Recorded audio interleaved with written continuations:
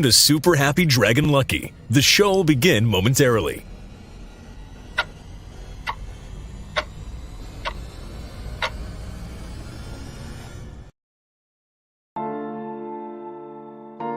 But why, some say, the moon? Why choose this as our goal? And they may well ask, why climb the highest mountain? Why, 35 years ago, fly the Atlantic? We choose to go to the moon. We choose to go to the moon in this decade and do the other thing. Not because they are easy, but because they are hard. Because that goal will serve to organize and measure the best of our energies and skills. Because that challenge is one that we're willing to accept, one we are unwilling to postpone, and one we intend to win. We choose to go to the moon. Hello, everyone. Welcome to Super Happy Dragon Lucky. This is episode 8E, 80E, the 144th episode. Reminder, nothing you'll hear today is financial advice. Do stay tuned after the updates for our weekly AMA. Top 3 questions will be answered as long as the rules were followed. This week on Number Go Up, free speech on Twitter. Interesting bit that Elon Musk finally was able to purchase Twitter. Who knows what will happen there? It'll be fun. And also Twitter staff mental breakdowns. So a ton of, I guess there's a lot of funny stuff going on with people wanting to leave the Twitter country now because Elon was elected. Next, let's go to Dragonchain Updates. We submitted another article to Cointelegraph. I guess I submitted another article to Cointelegraph, leveraging blockchain for transparency and fairness in gaming and online contests. So again, watch for that. It'll probably take a few weeks to publish. It always depends, and who knows? The editors might not like something I said, or who knows? We'll see. But watch for it and repeat it when you see it. We'll let you know otherwise. Next, the sometimes spoken about NFT platform is getting closer. We've added some partners to get it to the finish line. There should be some pretty interesting things there, given what we can do. We're looking at some pretty interesting features for community building, surrounding an artist or a brand or a collection or a DAO, and also discovery functions and various interesting interoperability between chains as possible. So we'll see how some of that works, and hopefully we'll get to show some of you soon. I don't know. We'll figure that out. And next, another thing that we didn't get to talk much about because we've been too busy is the refactoring of core. Because some people have brought that up as related to what's going on with Dragonchain itself. And we have a couple of interesting things in the process, as we've spoken about, with a potential either move or opening up of clusters on GCP or Google Cloud Platform. And along with that, rather than just moving it straight over, I wanted to address one thing that we found with high volume nodes related to memory. So we're refactoring that, and we're going to have, in my opinion, a much better infrastructure for developers to not have to learn the ropes of developing a blockchain. It'll be much more familiar, which is in line with what's possible with Dragonchain, and we're hoping that it'll make it easier to build a new blockchain application, and probably it'll be radically easier. We of course need to see it stood up, and we'll let you know more about it when we have it running. Probably even when we get into testing. But anyway, know that's on its way. Now we go to Den.social Updates. So the first is that the April 2022 LCP layer choices are now live. The top in unique voters was mining with 2.92 million lore committed and 72 unique voters. That's pretty high. Crypto Lothar proposed the layer in July 2021. The other two selected were the number 8 and number 13 by lore committed, which was a very interesting experiment. And the number 8 was Everything Tattoos, and that's already live. I've seen some posts on there even.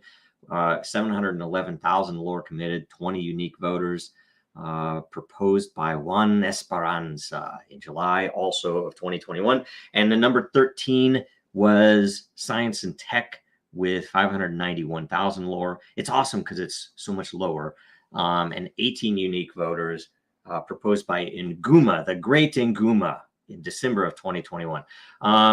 So go make sure you subscribe to the new layers. Go check them out, get some content working in there. It is really good. I know that Nguma, I believe, even created some tags in Science and Tech last night. I voted on those. There's one I had a question about, I think. Oh, I know that he turned on. This is a question that would probably, I wanted to make a comment. I haven't had time yet. He turned on torrents. And so I haven't voted on that yet, but it looks like it might pass anyway. But that it looks like the torrent feature was turned on, which I don't know if we want, because I don't know if it's well tested. We had that on for a partner over a year ago, and we've left it there. And I think it still works, but you have to have some infrastructure set up to use it. But anyway, we'll figure that out. Next update for Den is rankings for the May 2022 LCP. So this is a DAO vote, Den DAO vote, to basically set the May 2022 LCP lore ranking selection criteria, which is the options are to either create the number 3 and number 5 proposal, the number 5 and number 8 proposal, the number 8 and 13, which is what we did last month in April, or this month in April, or the number 1 proposal, to go back to the old style of doing it. So make your choices. Everyone should be able to vote. We actually found a bug yesterday that we think was introduced. I don't know where, but it might just have not been reported, but it was on the mobile app only, that people couldn't vote unless they had enough, unless they had a lot in Den DAO, a founder's lot. And that's not supposed to be. We know, and we've tested it, that the web interface works. They're working on the bug on mobile now. So just know that anybody who has had any reasonable activity, generated any amount of matter, has any lore, has any LCP lot, that you should be able to make a vote. And so go vote. Go help us make that choice for Den DAO. Also, tune in tomorrow for Coffee with Den at 9 Eastern, 6 Pacific, U.S. time. And the Den governance call is on Thursday at noon Pacific, 3 p.m. Eastern, 7 p.m. UTC in Europe. See the post in the Den DAO layer for the agenda and a link to join live. Do remember, this isn't like intended to be a show or anything. We wanted this so that we have a place to do demos of new interfaces, and mostly, though, to have a meeting space that would be transparent, so anybody can come in and ask us questions or complain or propose or even request help on submitting a proposal for changes to Den DAO, things like that. So you're welcome to cover anything about Den. And there will be a link in there, again, in that post, to join live, and just come in there and in the private chat, tell us what you want to talk about, and we'll let you in. Let's see here. Now we'll go to World Blockchain Roundtable updates. Episode 49 is on Thursday, which will be a topic of the rise and fall of projects related to FUD and attacks. Make sure that you watch and share last week's episode on blockchain tribalism. It was actually really good. Currently has over 1,700 views, and the more views it gets the first week, the more all the participants will get. You can watch it on Twitter, you can watch it on LinkedIn, you can watch it on YouTube, and I believe Library. I don't know if Twitch is running. Well, we had all those. I'm not sure if they're still running, so we'll figure it out. Next, also for the roundtable, there is a DAO vote, which is for the May theme itself. So you get there's I guess 13 themes in there based upon proposals from the roundtable, and the top 4 will be selected for May's shows. And let's see here. Oh, geez, it's already done. Sorry, I misread. Okay, so the winner is History of Cryptography, Blockchain, and Metaverse in Pop Culture. That'll be the first week in May. Second week in May will be freestyle, which means you can ask any question at all related to blockchain, which is great. The third week is Web3 Culture Wars. Okay, I think that'll be interesting, but I don't know that I understand it enough.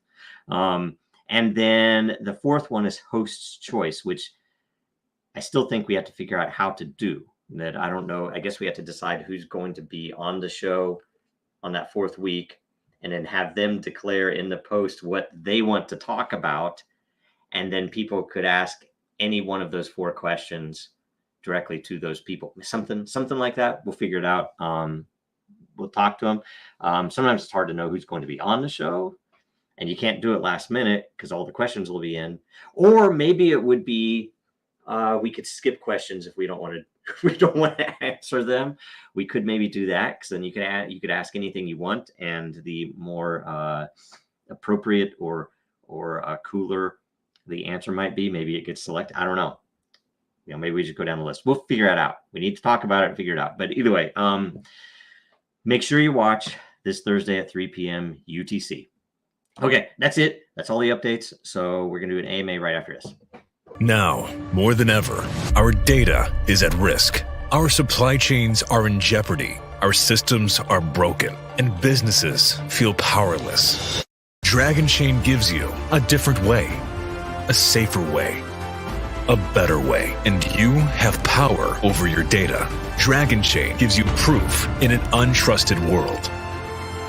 Build now at Dragonchain.com, America's blockchain. Okay, let's see here. We're going to refresh. Make sure we get to the latest rankings. I haven't looked this morning, so I don't even know what the questions are. Okay, first up, Trogdor. All right, a very long question. We probably have a limit or something. We know this is a disruptive technology and things take time, but can you please level with the community a little bit? We are in the dark and things have felt quite dark. Perhaps comment. And that, by the way, I think is kind of ridiculous. In the dark, we have how many shows every week? We invite you to multiple shows every week. You get to ask questions every week, and yet you're somehow in the dark and have felt quite dark. Now, feeling quite dark, I have no control over your feelings. So before I get to your questions, I'm going to make a lot of commentary.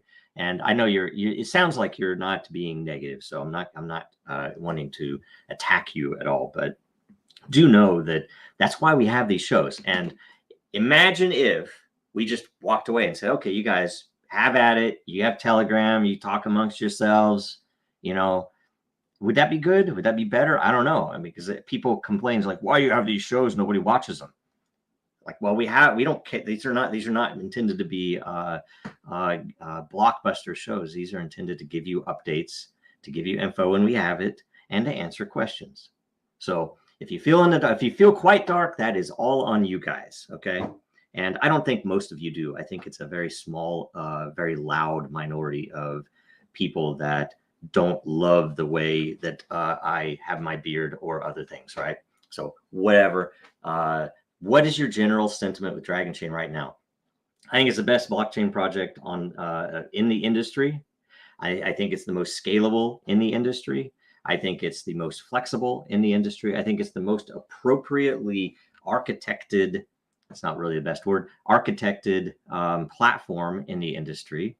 And I am super excited. In fact, with all the things coming up, and I more than any of you is should be considered more impatient. That I don't think any of you are nearly as impatient as I am with this stuff, and I am, if anything, negative, radically frustrated with the industry, with my own country, the way that it regulates stuff, and with the general state of the world and the economy, and how stupidly everything is run.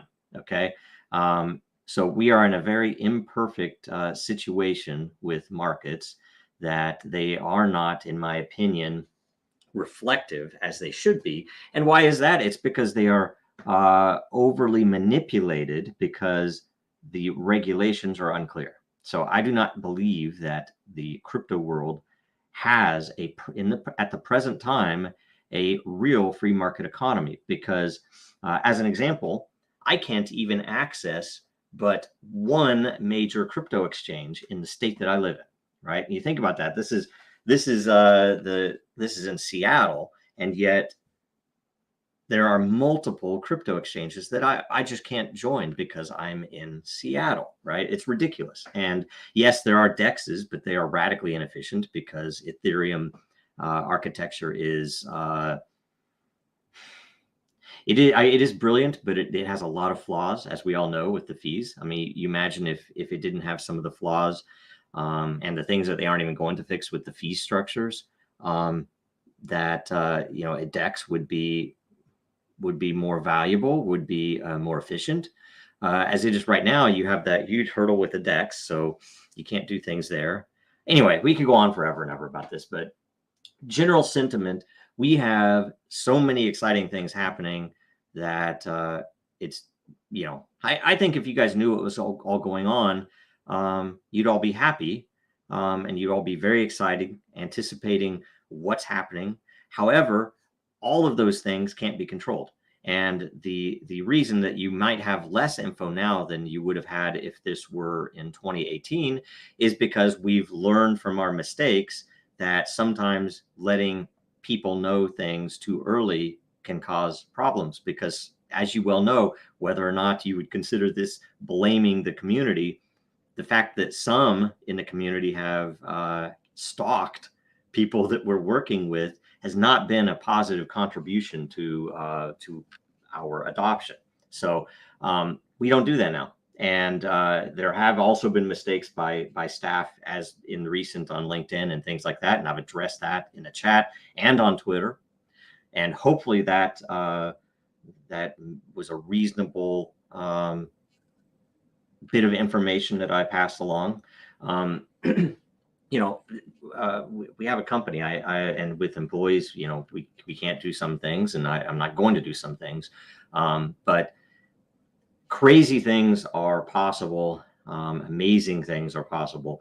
And we just have to, we all need to be a little more patient, and we all need to be a little less negative, and we all need to, communicate better. Because, frankly, if some of the people that are constantly attacking me personally or others personally, I fully have a conversation with people that want to know the info they want to know, but not when they're attacking me. I don't get it. The fact that you have people who are being paid, I guess, to come in and attack us on some things is a little weird.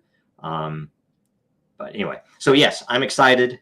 General sentiment is extremely positive and extremely great. But there are, it's a complex industry. So, and, if this was a regular startup world, we wouldn't have had half the issues we have had, both with the government and with some people. So anyway, and the rest of it is all, I do appreciate the fact you're trying to position this in a way that's not an attack, and I get it. So, but it's all good. And the animosity amongst the Dragon ranks, I think, is all BS. It's like, you just don't listen to those people on Telegram. There are a few people that are going to be like that always. And on Twitter, I'm either a racist, or I'm a bigot, or I look like a caveman, or I don't do anything, or the team hasn't done anything, or we haven't delivered anything, or we lied to people. It is all bullshit, and you all know it. So, okay, next question. Jacob Wayne. And by the way, if we hadn't, I wouldn't be answering it like this if we don't. You should see the freaking list of links we give for produced marketing material when a sales call needs to know something about a particular industry. It is a tremendous amount of information, and I guarantee to you that no other blockchain out there has anything close to that amount of R&D and real world understanding that goes into this technology. I guarantee it. You bring me any other project, even the ones that have multi-billion-dollar market caps, they don't have shit compared to this. Maybe Bitcoin and probably Ethereum. I would say those two would probably have a lot of information. Why? Because there are well, I'm going to go into it. Okay, Jacob Wayne. What is being developed on Den with the Sticky DAO? I keep seeing a lot about it on Den and on Twitter, and I'm intrigued. Yeah, so I've not had time to really get into the NFT world much, as you guys probably know, but we began talking to them because it is a DAO, and they were looking at all different types of partnerships. And essentially, they have a layer on Den that has multiple things that are plugged into it, but primarily, obviously, it's a DAO. And so this was the first iteration of a few more that will happen, where we are expanding the services available on Den to DAOs and to other community groups, where and we talked about this in the past, where there are tiers that first of all, you can come in as a DAO and you can use lot as intended and create essentially your own DAO and distribute the lot as appropriate with your community members, so that they can vote on any given subject, any given issue. The second tier, where we're getting, I can't remember the naming of them. I should have them written down here to answer this. But the second tier is a premium NFT or a premium fungible token DAO, where essentially you can map your own tokens to votes in Den on the DAO. And that's what Sticky DAO has done. So they have an NFT collection, and anyone who has one of those NFTs can get a Den account, claim the wallet wherein they are holding their NFT or NFTs, and then click the button to snapshot it. And I think it's running hourly right now, but normally it's daily, that it gets a snapshot of how many NFTs of any of the supported collections have. And for us, that, that's also where we capture if you have external matter, external lore, or external lot. But they essentially have their NFTs in there, and now anybody in Sticky DAO can vote on a governance issue when it comes up, and it's the same structure. And we're talking to a couple of other groups on both the premium NFT side, and we're also talking to one other project that we know is planned to go out, that will be the even the more advanced, where it will be very similar to the Den DAO voting mechanism. So there's some very interesting things coming up there, and I'm really hoping that Sticky DAO is successful, because it's a good team, and they're getting a lot.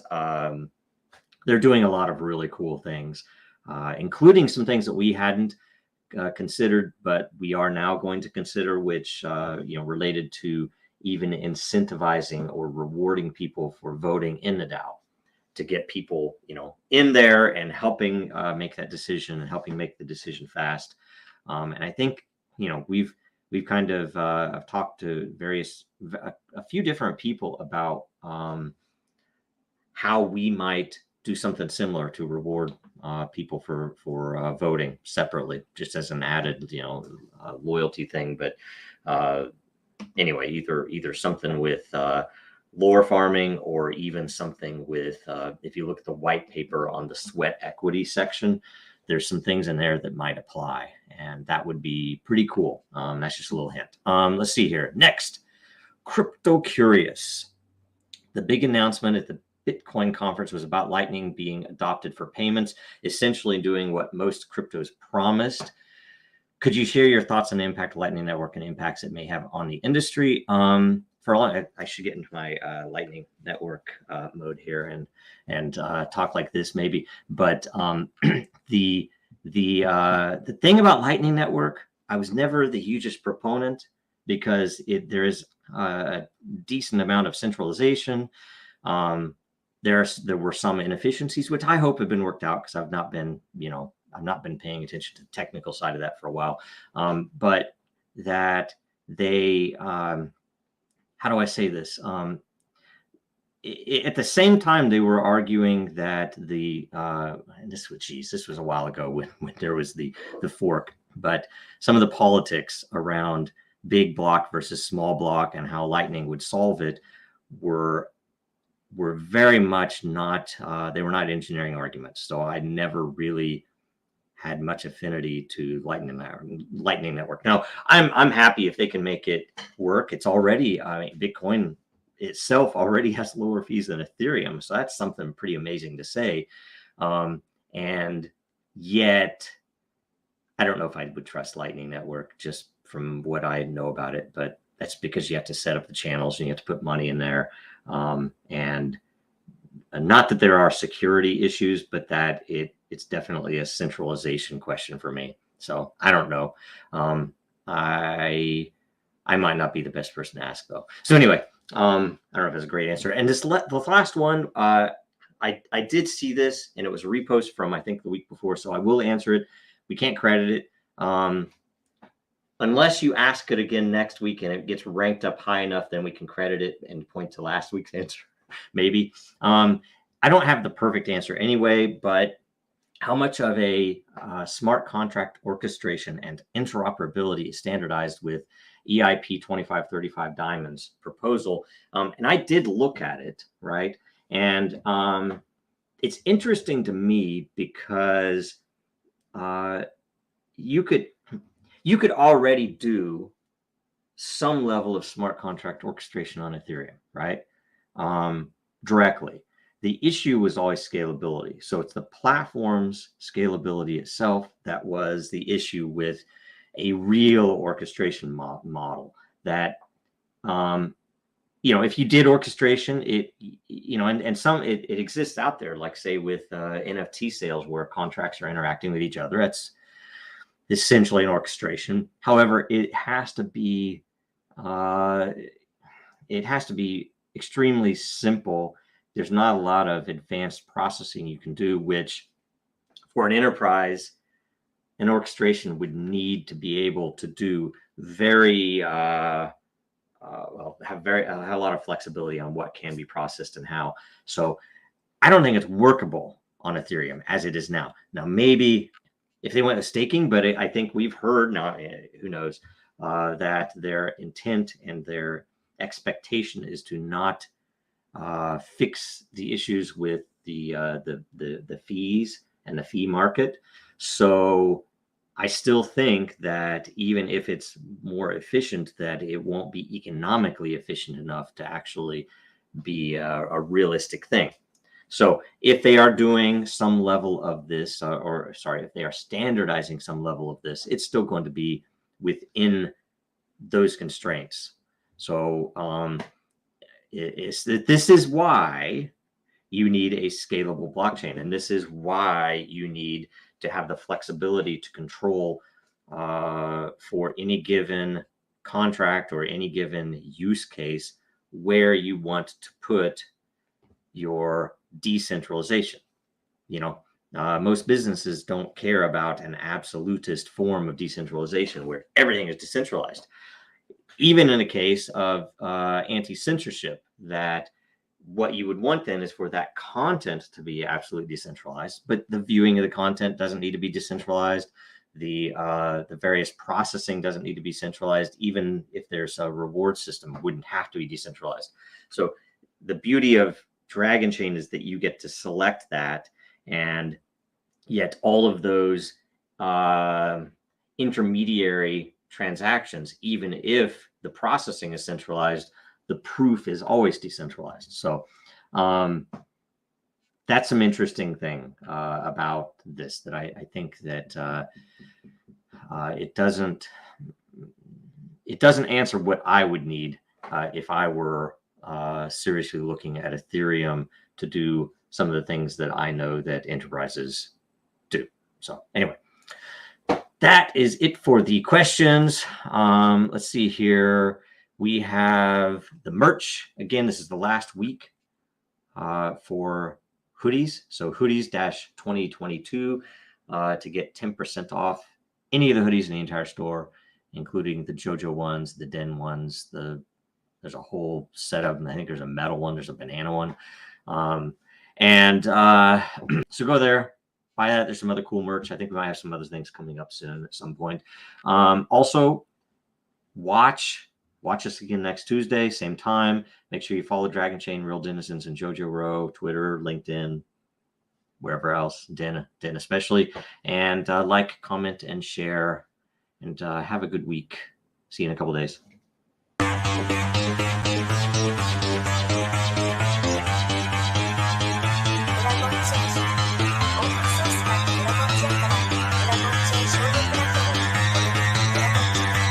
Because that goal will serve to organize and measure the best. Adaptable, raw capital, label radical yet rational. A tactical approach is palpable if this animal is fallible, but that conclusion is laughable. So with for all detachable from the mandible, you see it now.